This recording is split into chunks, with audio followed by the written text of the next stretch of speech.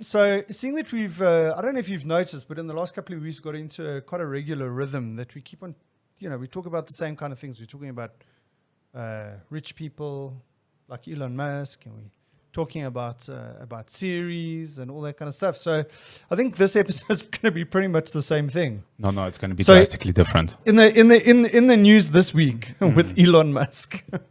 I mean, it's sort of like a regular slot now. Yeah. I don't know if you saw the thing. Instead of Rate the Week, let's have an Elon Musk segment. Yeah.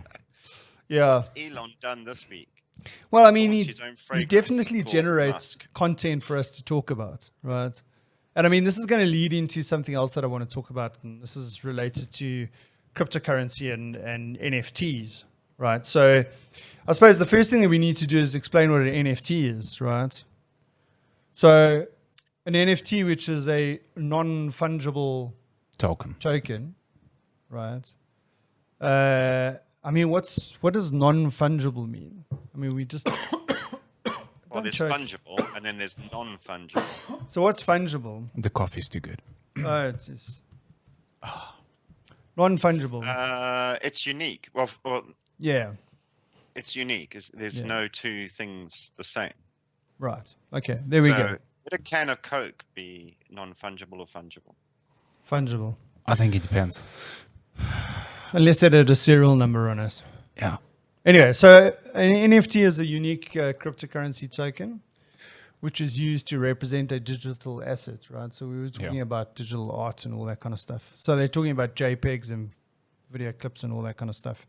And so, I mean, these things can be bought and sold like physical assets, but they're digital. So that's cool, and they run on the blockchain, so decentralized and all that kind of stuff. And obviously, you can get the chain of custody, if you want to call it that. So you can validate your ownership and all that kind of stuff. So what happened with Elon during the week is like he tweeted that he was going to sell something, an NFT, right? And it had something to do with a song. So he said, what does it say? I've lost my place now. Where did it say? Yeah, anyway. So his tweet was, he's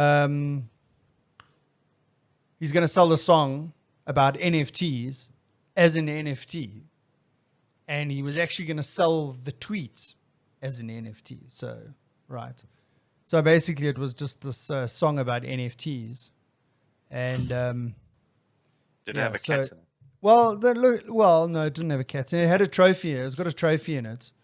And it says it's got an NFT at the top there. It looks like a Hollywood sign, billboard kind of thing. And, and he was saying something about, it's got a slogan on it, which has become quite common, about saying that you need to hold the coin rather than sell the coin. So, and they're talking about if you buy cryptocurrency, you must hold it rather than selling it.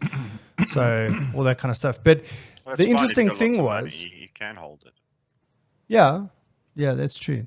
But the funny thing about it was that this dude, who's the CEO of Bridge Oracle, I think his name is Sino Estavi or whatever it is, he bid $1.2 million for this thing. Right? Wow, that's amazing. That's ridiculous. And then Elon Musk decided, nah, he's not going to sell it. Doesn't feel right. That thing though. So he'll I pass. think that's the thing about the value of NFTs is the hype around it. Maybe at the time, it draws attention. It creates this frenzy, and that drives up the price of these ridiculous things. I mean, a lot of these things that they're selling are just random things, and the value is just what somebody thinks of that value at that time. So it's a bit like the art world. Yeah. When Van Gogh painted his first picture, was it worth what it is today? Not at all. Nowhere close. People probably thought it was rubbish. Yeah. So it's about the value that somebody wants to pay for it. Not what it's actually worth. Van Gogh died pretty poor. I think he did. I think he did. Like in poverty. He was born in the wrong era. Yeah. Should have been born now. So the comment that I heard during the week about NFTs and this whole thing of digital arts and selling it is that often what would happen with an artist is an artist would produce a piece of artwork. They would then sell it. let's give it, say, $10,000, okay, or let's say $1,000 as an example. They sell it to someone and whatever, and then like 10, 15, 20 years later, it's now well sought after, and it's like selling for millions of dollars. Yeah. Where's the artist in that thing? The artist got $1,000 for his piece of artwork, but 20 years later, it's worth. I think, It's yeah, worth- absolutely. But I think there's something for the artists here now because of the way that this is valued and linked with blockchain. The artists can, and I don't know the technical ins and outs of it, but they can configure. Continue. Yeah, so they every time it changes hands, they get like a commission. That's correct. Yeah. So I think that's what they're saying Does about. it work like that, actually? Yeah, it does. Does It it? does. Yeah, it Okay. can. Yeah. So I think that's what they. Well, this is the sort of like, okay, this is the benefit of NFTs for artists, is that they can produce a piece of artwork, and then every time it gets sold at a particular price, and it might be elevated or whatever, they get a percentage of that. Yeah. So that's how, and obviously because of the blockchain, you can verify and all that kind of stuff. So I think that's what they're trying to say about NFTs, is because I mean, there's a lot of, because I suppose with anything that you that comes up like this, there will be some people that are saying, it's never going to work. It's too whatever, the negative, the naysayers, and then there are obviously the people that are for it. And I think with anything in sort of technology, you've got that hype cycle. Yeah. Right. Yeah. There's this hype, and then it'll die down, and then it'll stabilize. So I think NFTs are going to do the same thing. Yeah. I mean, there's a think lot so of as well. hype around it at the moment, and I think there will be a lot of casualties of war, if you want to call it that. There will be some things that work and some things that don't. People invest in something that might not work, but I think in the long run it will, because I think the sort of value discussion around it, when it comes to artists, music, or digital art, Yeah. I think there's definitely a benefit there. Can I just pitch in quick? Yeah, and go for it. I think there are like real world applications on the NFTs. Like your deed can be an NFT, title deed. Yeah, absolutely. Your title deed can be Absolutely. an NFT, and it's something that like everyone can actually. Well, I mean, it can be on the blockchain. Yeah. Yeah, and so I mean, the thing was that I think the first piece of artwork that was sold by Christie's sold for $69 million, right? And I mean, I think that captured everyone's attention, right? Sure. Yeah. So, and I think that's where, like now, yeah, the hype around it is there, but I think it will stabilize eventually. I don't get the point around copies. What's stopping if somebody owns a digital something? Yeah. What's stopping them copying it? Because a digital file is a digital file. Surely it's copyable if you own that file. So what's stopping me buying an artifact in digital form and replicating it and selling it off? Yeah, look, I suppose, but I think it's like if you were to try and sell it, I think it might get to a point where people will get to the point they'll ask you, okay, oh, you want to sell this and you want so much money. Okay, how you need to verify that you actually own it in order to sell it. So, look, I mean, I don't know. Like you were saying, we don't know the ins and outs. I'm still reading up and learning about it, and what's possible and what's not possible.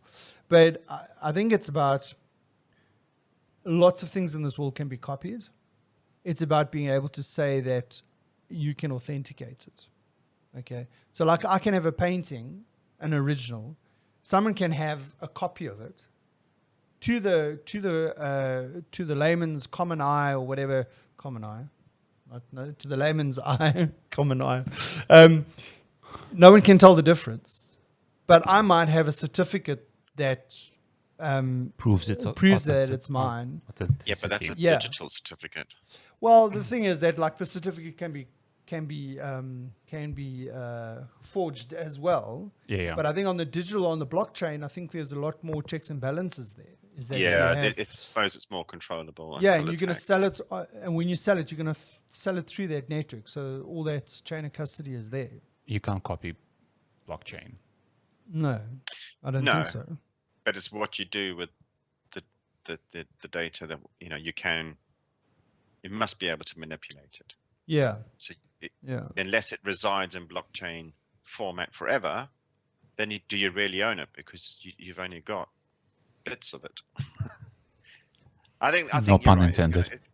This is interesting times because it's gonna drive some changes in cryptocurrencies.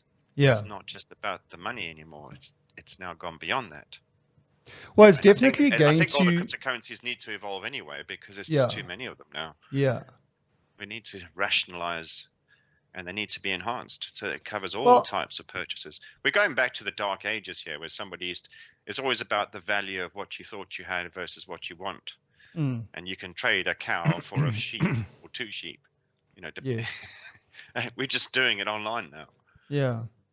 Well, look, I mean, the thing is, different cryptocurrencies have got different reasons why they exist. So basically, you've got a cryptocurrency that's on the blockchain, and then you are then using that. People are developing applications on top of that network. Okay, so the NFTs are mainly built on top of Ethereum. So the fact that the NFTs are now starting to become more common and people are starting to utilize it, that technology, that obviously cements sort of Ethereum's purpose in the world, along with other things like smart contracts and all that. But NFTs is just another application, potentially successful application that works on top of Ethereum network. So so I think, because like you say, there are lots of cryptocurrencies out there. What are they there for? If they don't have tangible projects on, okay, what's the point? If they don't have projects that are being built, developed on top of them. Yeah.